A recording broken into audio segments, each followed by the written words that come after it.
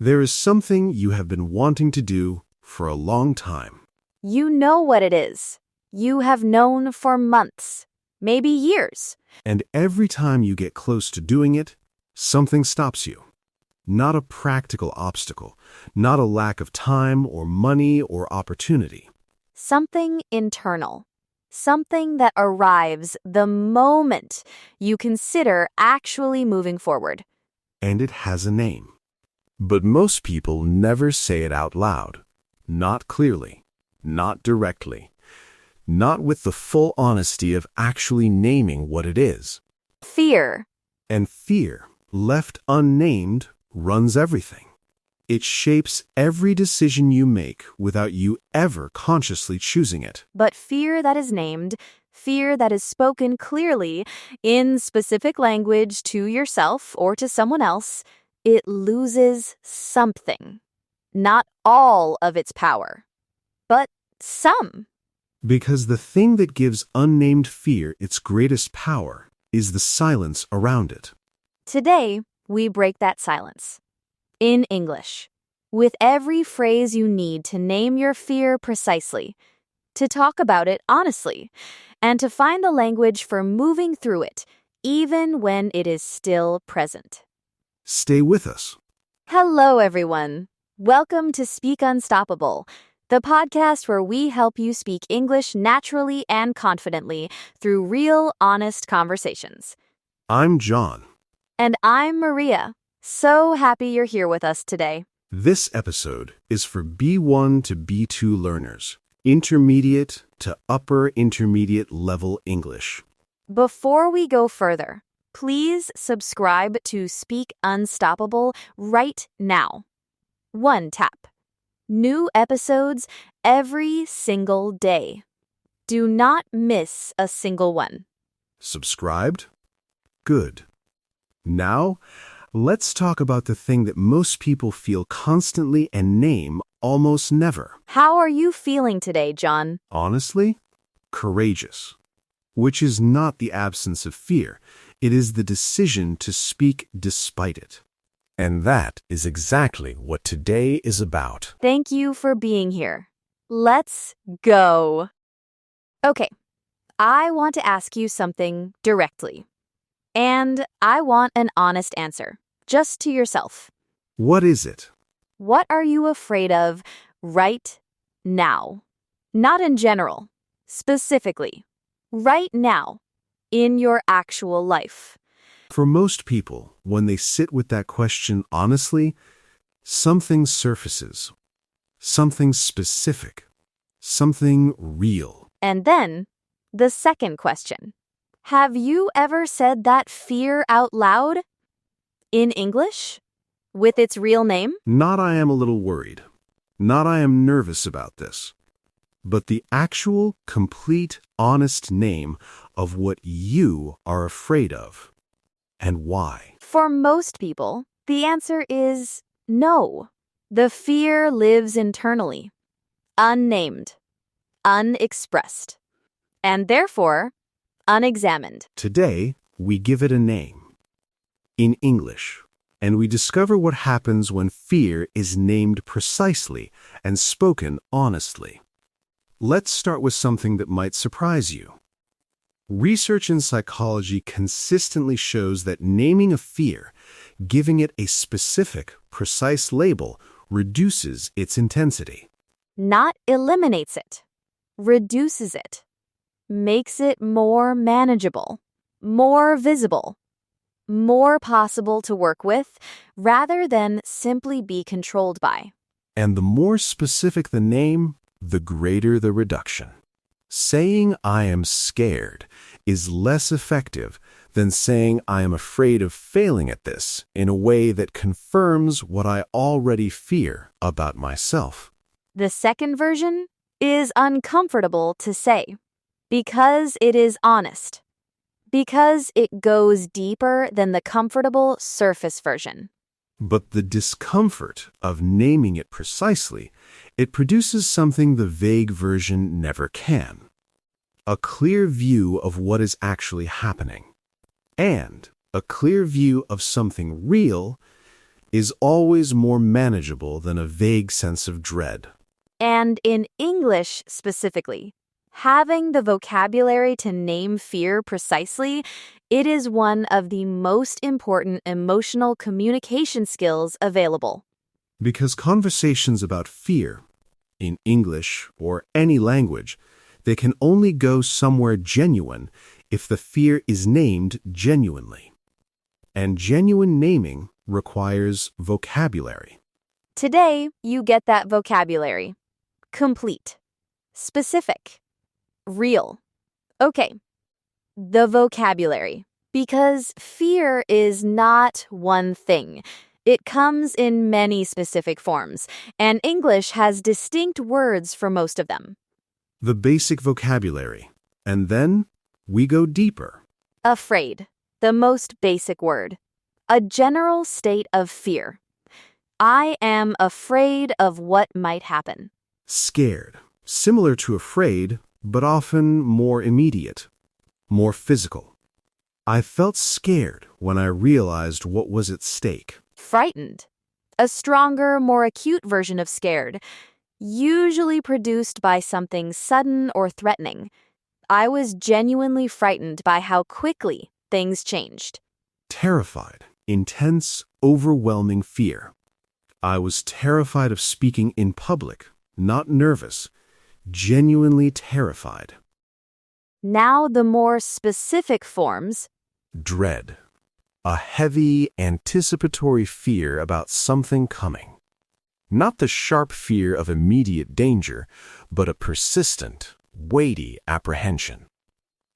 I feel a sense of dread every Sunday evening, knowing what Monday will bring. Apprehension. Worried uncertainty about the future. Less intense than dread. I feel apprehension about the conversation tomorrow. I do not know how it will go. Trepidation. A feeling of fear or worry about the future, especially about something you are about to do. I approached the conversation with trepidation. I knew it needed to happen, and I was not sure I was ready. Foreboding. A strong feeling that something bad is about to happen.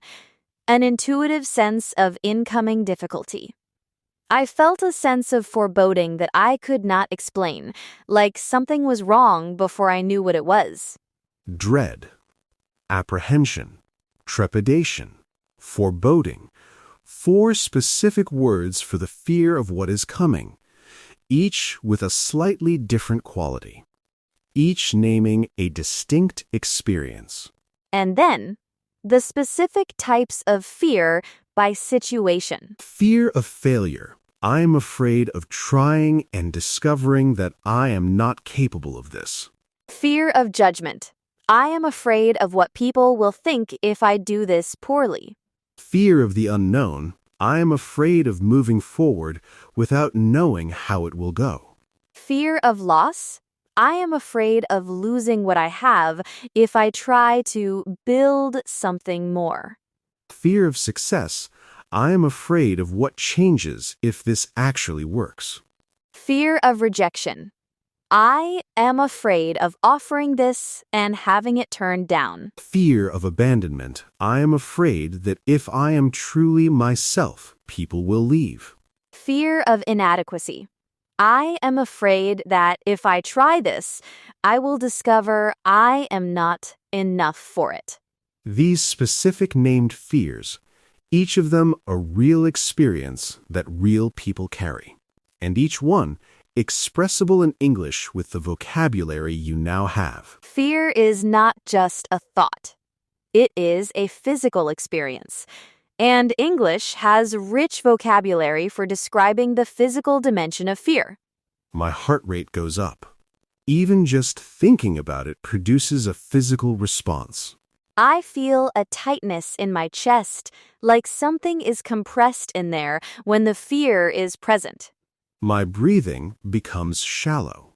I have to consciously remind myself to breathe fully. I feel a kind of cold in my stomach, a dropping sensation when the fear arrives suddenly. A cold in the stomach, or butterflies in the stomach, these are important English idioms for the physical quality of fear and anxiety. I feel my throat tighten when I am afraid. The words become harder to find. There is a specific kind of stillness that comes with fear, like my body freezes slightly while my mind races. I notice my hands. When I am genuinely afraid, my hands are not quite steady. I feel hyper-aware, like all my senses are elevated, taking in everything around me more intensely. Hyper-aware. Intensely conscious of everything in the environment. A common physical response to fear. And the phrase for the fear that is specifically about English communication. When I feel afraid in an English conversation, it is physical before it is mental. My throat tightens. My mind goes slightly blank. The words I know become harder to access. The physical fear response actually interferes with the language production. The anxiety and the speaking are competing for the same resources. And knowing this, that the physical fear response is a neurological event that temporarily reduces access to language, it makes the fear less personal, less evidence of incompetence, more simply, biology. Okay, the conversations. The phrases you use when you want to talk honestly about fear with someone you trust. Category 1. Naming the fear directly. I want to be honest about something. I am afraid of. And saying it out loud is difficult, but I think it needs to be said. There is a fear I have been carrying, and I have not named it to anyone yet. I am afraid that... Can I share something vulnerable with you? I am genuinely afraid of, and I think the fear has been affecting my decisions. Category 2. Describing how the fear affects you. The fear of has been holding me back from. I can see what I want to do, and there is something that stops me every time I get close. I think I have been making decisions from fear rather than from genuine choice. The fear of has been running things without me realizing. The fear does not always announce itself directly. Sometimes it shows up as procrastination or as over-preparation that never quite leads to action. Category 3. Asking for support with a fear. I am not sure what I need from you right now, but I needed to say this out loud to someone. I would appreciate your honest perspective on whether the fear seems proportionate to the actual risk. I know I need to do this despite the fear. Having someone who knows I am afraid and who believes I can do it anyway would help. Category 4. Responding when someone shares a fear. I can hear how real this fear is for you. It makes complete sense given everything you have described. Your fear does not seem irrational to me, and I also believe you are capable of moving through it. What would help most right now? Talking through the fear, or talking about what doing it despite the fear might look like? Okay, because fear is not the end of the conversation. The other part of the story, the part that matters most, is what happens when you face it. And facing fear also has vocabulary. Specific phrases for the experience of doing something difficult despite the fear being present. I am going to do this, even though I am afraid. The fear does not have to be gone before I act. I feel the fear, and I am moving forward anyway. Not because the fear has disappeared, but because the thing matters more than the fear. I am choosing courage here, which does not mean I am not afraid. It means I have decided the fear is not the deciding factor. Courage, the quality of doing something despite fear. Not the absence of fear, the action in the presence of fear. I have been waiting for the fear to go away before I act. But I am realizing the fear does not go away first. It goes away after, by facing the thing. The only way through this fear is through it. Not around it, not over it, through it. And I am ready to go through it. I am afraid. And I trust myself to handle what I find on the other side. That last one, I trust myself to handle what I find on the other side, it is one of the most powerful fear-facing phrases in the English language. Not, I am sure everything will be fine. Not, the fear is not real. But I trust myself to handle what I find. Whatever it is. I might fail, and I trust myself to handle that. It might go wrong, and I trust myself to respond to that. I might be judged, and I trust myself to survive that. The trust is not in the outcome. It is in your own capacity to handle the outcome, whatever it is. And finally, the specific fear that many of our listeners carry every day. The fear of English itself. Not fear of the language, but fear of what might happen when you use it. Fear of the judgment. Fear of the mistake. Fear of being revealed as less capable than you want to appear. And this fear, the fear of speaking English, it is one of the most common and most costly fears that English learners carry. Because it prevents the exact thing that would reduce it. The attempt. So let's name it.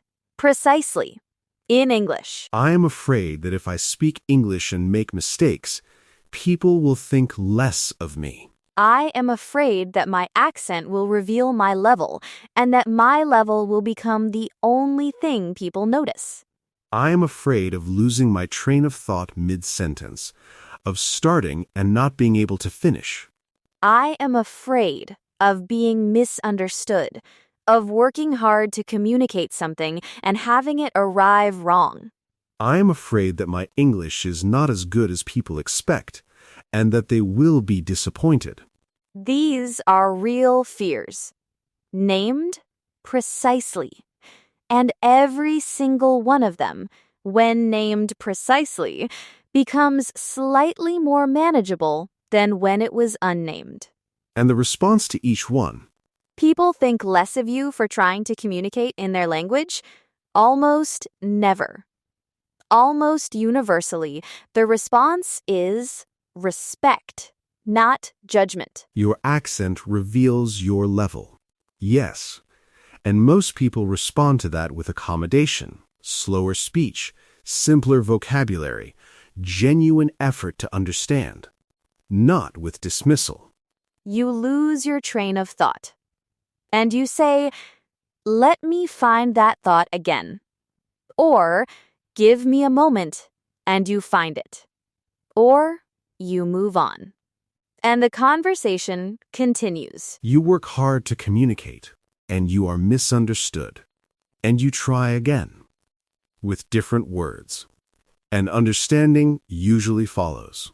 Your English is not as good as people expect. Maybe. And here is what happens. The conversation happens anyway. And something is communicated. And the connection is made. The fears, named and addressed, with the English to face them. Can I say something about what courage actually is in the context of English learning? Please. Most people think courage is a feeling, a state of not being afraid, a condition you arrive at, and then you can act. But courage is not a feeling. It is a decision, made in the presence of fear, not after it has passed. And the specific courage of the English learner is this: speaking before the fear has gone. Using the language before the anxiety has resolved. Attempting the conversation before the certainty has arrived. Because the certainty never arrives before the attempt. It only ever arrives after. And the English learner who waits for the fear to pass before speaking waits indefinitely. Because the fear does not pass through waiting. It passes through speaking, through the experience of attempting and discovering that the feared outcome, the judgment, the dunt, misunderstanding, the mistake, is survivable. And more than survivable. The experience of speaking despite the fear, it builds something that no amount of preparation ever can. The evidence that you can. The lived proof that the fear was not the accurate predictor of the outcome. And that evidence, accumulated through repeated speaking despite the fear, it is what confidence actually is. Not the absence of fear. The accumulated evidence that the fear can be survived. Remember this. Fear of English is not a signal to stop. It is a signal that this matters to you. And things that matter deserve the courage of being attempted despite the fear. Fear is not a signal to stop. It is a signal that this matters. And matters deserve courage. Word tour time. Word 1. Dread. A heavy anticipatory fear about something coming. A persistent, weighty apprehension rather than sharp, immediate fear. Example 1. She felt dread on Sunday evenings, the weight of Monday arriving before Monday had even begun. Example 2. Some English learners feel a specific dread before difficult English conversations, heavy and persistent in a way that is quite different from the sharper nervousness of the immediate moment. Word 2. Trepidation. A feeling of fear or worry about something you are about to do. An apprehensive reluctance before an action. Example 1. He approached the conversation with trepidation, knowing it needed to happen and not knowing how it would unfold. Example 2. Trepidation before an important English conversation is normal. The trepidation does not predict the outcome, it only reflects the importance of what is about to happen. Word 3. Foreboding. A strong intuitive sense that something bad is approaching. An ominous feeling without necessarily having specific information. Example 1. She felt a sense of foreboding she could not explain. Something was wrong before she knew what it was. Example 2. The foreboding that English learners sometimes feel before difficult conversations, it is almost always more intense than the actual experience warrants. Word 4. Vulnerability. The quality of being exposed to the possibility of being hurt or harmed. Openness that involves genuine risk. Example 1. Sharing the fear required vulnerability, exposing something real and private to someone who might not respond the way she hoped. Example 2. Speaking English in situations that matter involves genuine vulnerability, and that vulnerability is not weakness. It is the condition of doing something that is real rather than safe. Word 5. Proportionate. Matching the actual size or seriousness of something. Calibrated correctly to the real level of risk. Example 1. The fear was not proportionate to the actual risk, it was calibrated to an imagined worst case rather than to the realistic outcome. Example 2. Ask honestly, is this English fear proportionate to the actual risk? The risk of making a mistake in English is almost never as serious as the fear suggests. Word 6. Resilience. The ability to recover quickly from difficulties, the capacity to handle adversity and continue. Example 1. Every time she faced a fear and survived it, her resilience increased. The evidence of what she could handle kept growing. Example 2. English resilience is built through every difficult conversation attempted, every mistake survived, every misunderstanding navigated, every moment of not having the word and finding another way. Each one builds the next. One thing this week. Name one fear you have been carrying, out loud, in English. Just name it. To yourself in writing, or to someone you trust. Not the comfortable surface version. The honest, specific version. I am afraid that. Complete it honestly. The real fear. The specific one. And then, one action. One small step in the direction the fear has been blocking. Here is your sentence template. The fear I have been carrying is, name it honestly and specifically. It has been affecting me by, name how it has held you back. And this week, I am taking one step through it. That step is, name your one action. Say it out loud. With your real fear. Your real affected area. Your real one step. My fear is, name it. It has been holding me back from, name it. My one step this week is, name it. Mean every word. Name the fear. Take the step. Comment challenge. What is one fear you are ready to name? In English, right now. Write using this sentence. A fear I have been carrying is, write your honest fear in the comments. It has been affecting me by, write how in the comments. And this week, I am taking one step through it by, write your action in the comments. Write it. In English. In the comments. The real one. Because naming the fear publicly, in English, that is already the first step through it. We read every comment. Please give this a like.